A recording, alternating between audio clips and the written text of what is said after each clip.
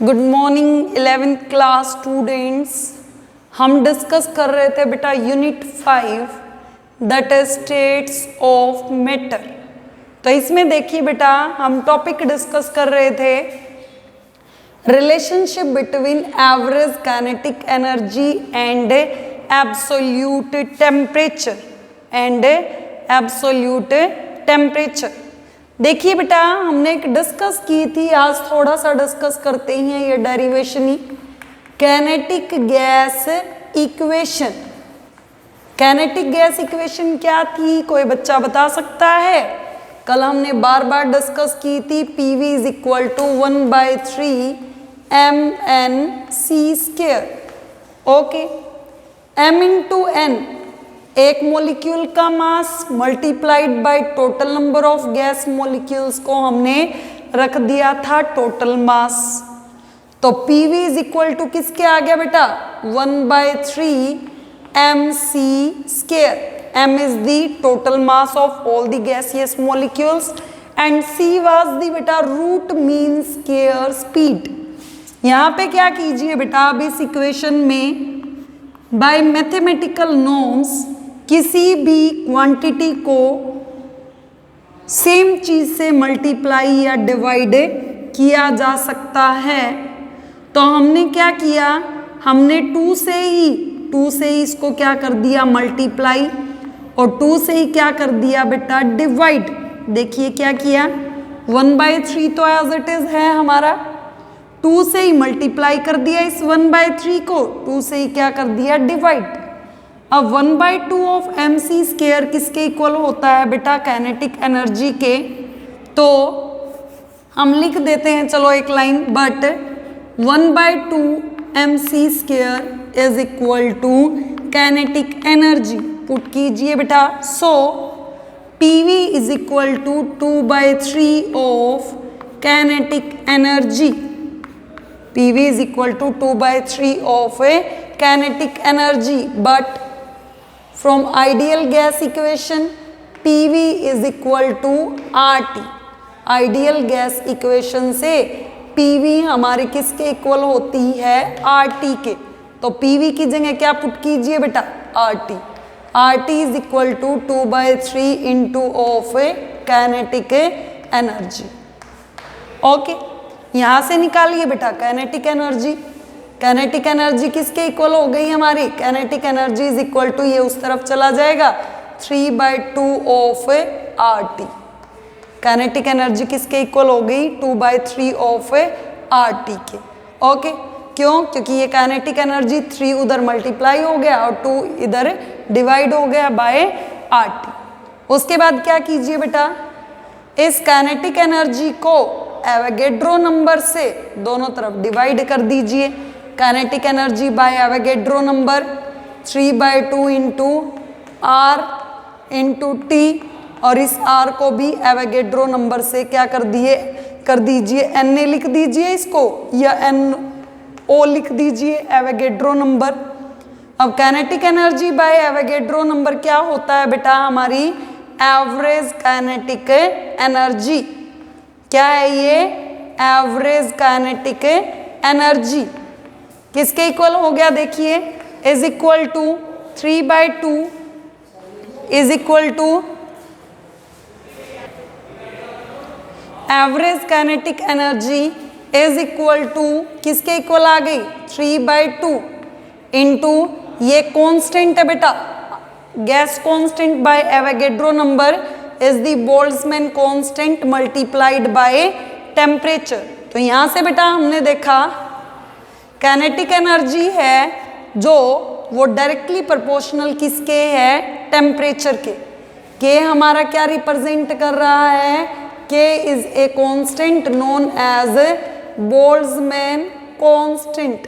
के क्या है, एक कांस्टेंट है जिसको हम क्या कहते हैं बोल्ट्जमैन कांस्टेंट। और इस बोल्ट्जमैन कांस्टेंट की वैल्यू कितनी होती है 1.38। कितनी होती है इसकी वैल्यू 1.38 इंटू 10⁻⁻23 जूल पर केल्विन पर मोल। क्या होती है 1.38 इंटू 10⁻⁻23 जूल पर केल्विन पर मोल। फिर उसके बाद हम देखते हैं बेटा ये एवरेज काइनेटिक एनर्जी तो किसके बराबर आ गई, टेम्परेचर के। एवरेज काइनेटिक एनर्जी किसके बराबर आ गई, टेम्परेचर के। और एवरेज काइनेटिक एनर्जी किसके बराबर आ गई, टेम्परेचर के। ये एवरेज काइनेटिक एनर्जी किसके डायरेक्टली प्रोपोर्शनल होती है, रूट मीन स्क्वायर स्पीड के। तो यहाँ से हम कह सकते हैं ये टेम्परेचर के हैं और एवरेज काइनेटिक एनर्जी ही हमारी किसके, रूट मीन स्क्वायर स्पीड के बराबर है। तो यहाँ से हम कह सकते हैं कि जो रूट मीन स्क्वायर स्पीड है that is directly proportional to temperature. दोनों तरफ क्या कीजिए, अंडर रूट।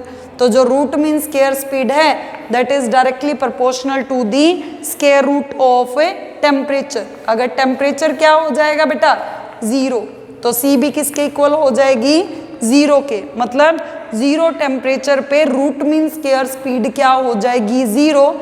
मतलब at this particular temperature the gases ceases to exist. Gases की मोशन क्या हो जाएगी बेटा, रुक जाएगी। रुकने से हमारे गैसियस मॉलिक्यूल्स किस में कन्वर्ट हो जाएंगे, लिक्विड में। मतलब गैसेस का क्या स्टार्ट हो जाएगा, लिक्विफिकेशन। इसी चीज को हम क्या कहते हैं, लिक्विफिकेशन ऑफ गैसेस। देखिए क्या किया, एक बार सम अप कर देते हैं।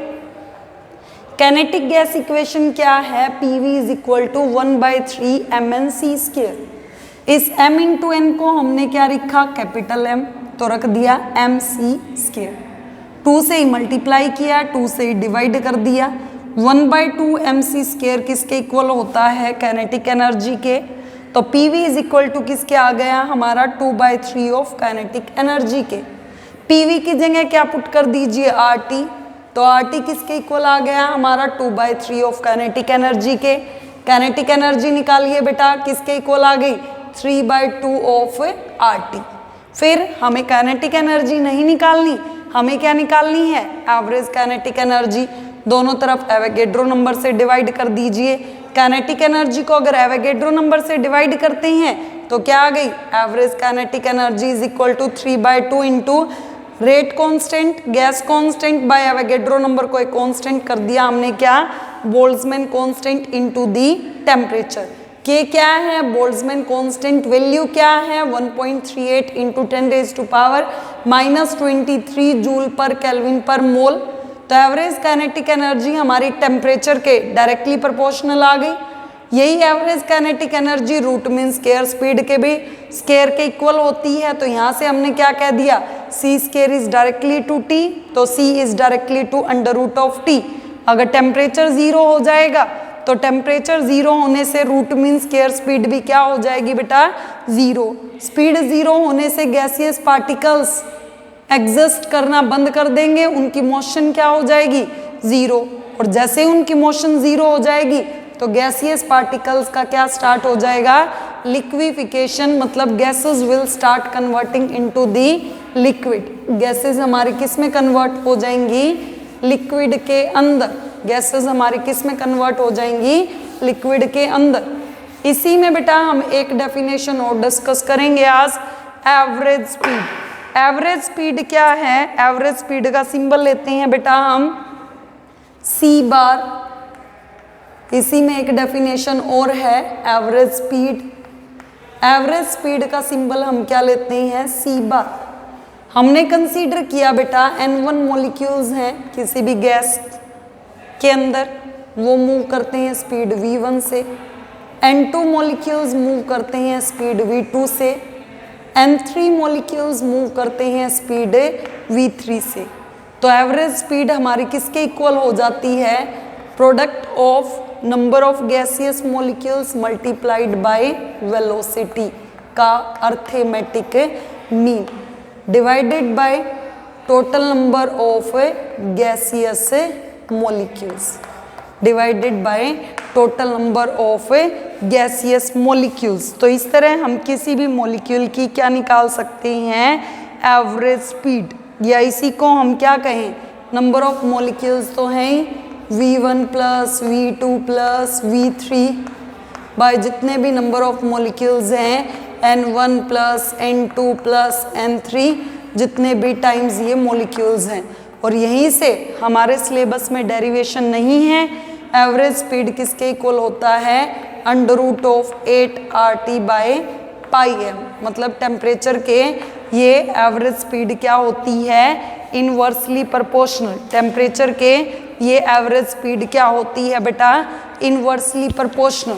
ओके बेटा, आज के वीडियो में हम इतना ही डिस्कस करेंगे, एवरेज काइनेटिक एनर्जी और टेम्परेचर का रिलेशनशिप और इसका डेरिवेशन। ओके बेटा, थैंक यू।